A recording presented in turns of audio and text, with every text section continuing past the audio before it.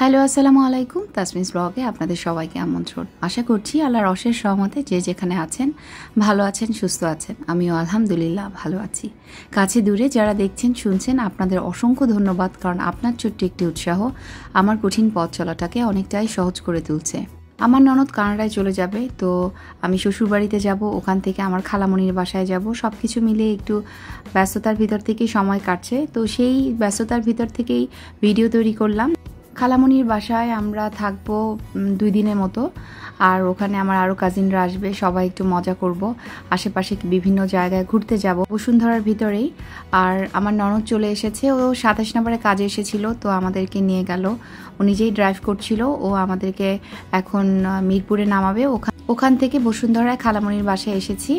আর আমার খালামণির বাসায় আসলে আমার বাচ্চারা খুব খুশি হয়। অনেক খোলামেলা একটা বাসা, অনেক বড় বাসা, আর ওরা অনেক এনজয় করে। আনায়া আরহাম বারবার নিচে যায়, নিচে গিয়ে ব্যাঙ দেখে, হাঁস দেখে। আর বাচ্চারা কিন্তু আদরটা খুব ভালো বুঝে, কে বেশি আদর করছে কে কম আদর করছে এটা কিন্তু ওরা ফিল করতে পারে। হঠাৎ করে এই বৃষ্টি আসলো, বৃষ্টিটা এত কম সময় থাকলো, মানে এসেই চলে গেল, এরকম একটা ব্যাপার। খালামণির বারান্দায় একটা ড্রাগন ফল হয়েছে, খুবই ছোট সাইজ, এখনও পাকেনি।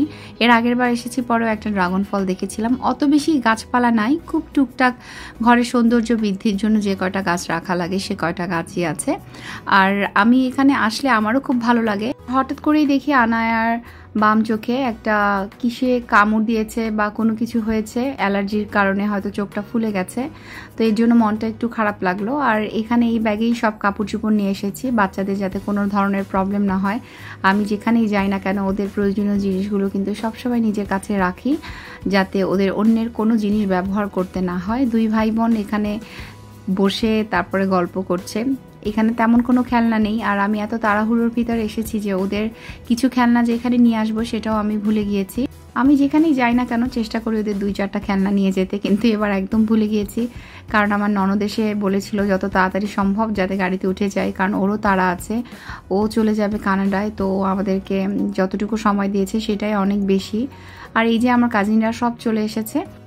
সানিয়ান অনেক গল্প করছিল, সবাইকে নিয়ে মজা করছিল, আমরা খুব মনোযোগ দিয়ে ওর কথা শুনছিলাম।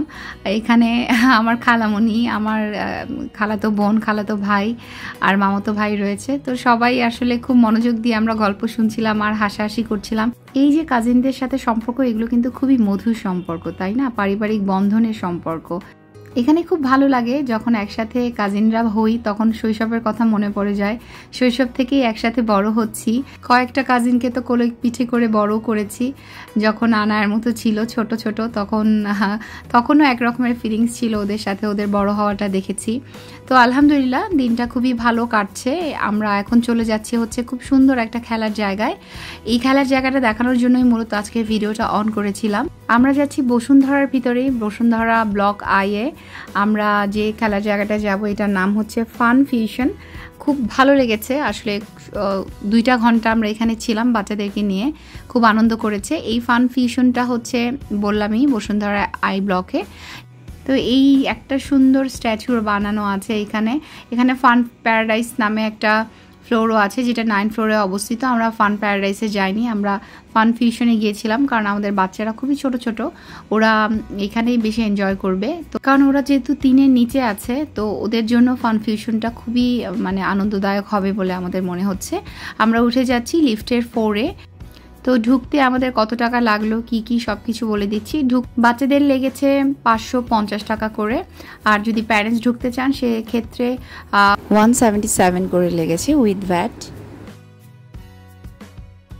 তো ঢুকে গেলাম। এখানে গিয়ে আনায়া, আরহাম আর সানায়া, ও এখনও ভিডিওর ভিতরে আসেনি, ওকেও দেখাবো।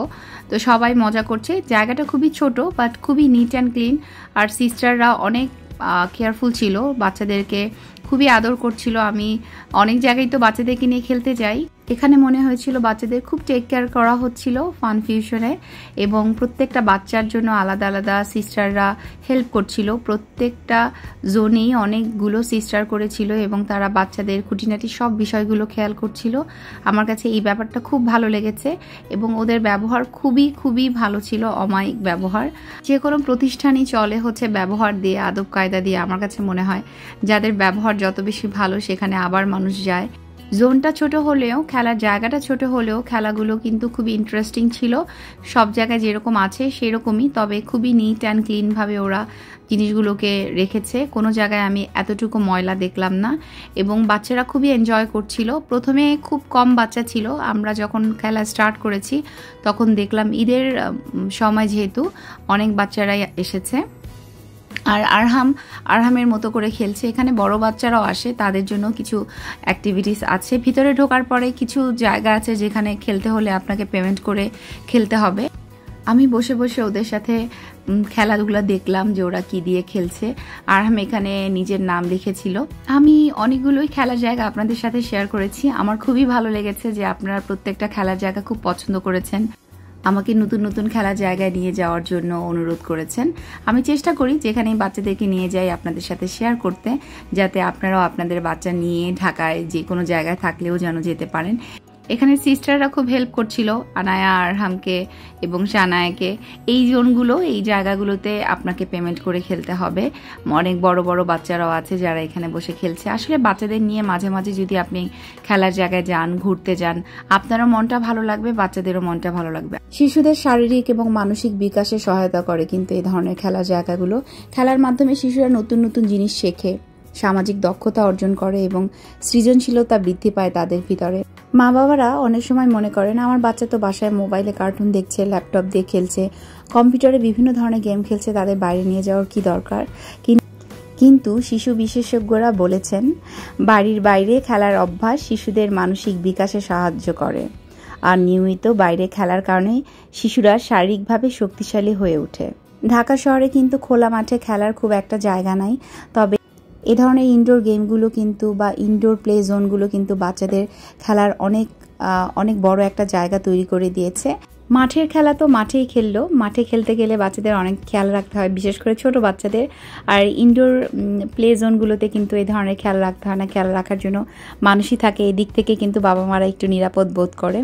সুন্দর পরিবেশে বাচ্চারা যখন খেলে তখন কিন্তু তাদের মানসিক চাপটাও কমে যায়। তারা বিভিন্নভাবে বিভিন্ন জিনিস তৈরি করতে শিখে, রান্নাবান্না দেখে, কিভাবে বাচ্চারা অন্য বাচ্চার সাথে কথা বলতে হয় সেটা শিখে, অনেক কিছুই শেখে। এর জন্য মাঝে মাঝেই বাচ্চাদেরকে কিন্তু খেলার জায়গায় নিয়ে যেতে হবে। আর আমি এর জন্যই বিভিন্ন খেলার জায়গাগুলো বা ইনডোর প্লে জোনগুলোর কথা আপনাদেরকে বলি। তো আমাদের ফান ফিউশনের অভিজ্ঞতা খুবই ভালো ছিল। আমি আশা করব এ ধরনের আরও ভালো ভালো জায়গা তৈরি হবে যেখানে বাচ্চাদেরকে নিয়ে আমরা সুন্দর একটা সময় কাটাতে পারবো, ওদেরকে নিয়ে আরও ঘুরতে পারবো, তাই না? খেলাধুলো শেষ, বাসায় চলে এসেছি। বাসায় আসতেই আরহাম একটা কার্ড দেখালো, যেটা খুব ছোটোবেলায় খালুকে উপহার দিয়েছিলাম তার জন্মদিনে। আমি নিজের হাতেই কার্ড বানিয়ে উপহার দেওয়ার চেষ্টা করতাম সবাইকে। তো আজকের ভিডিওটা এখানেই শেষ করছি। ইনশাল্লাহ নতুন ভিডিও নিয়ে খুব তাড়াতাড়ি দেখা হবে। ভালো থাকবেন সবাই, আল্লাহ হাফেজ।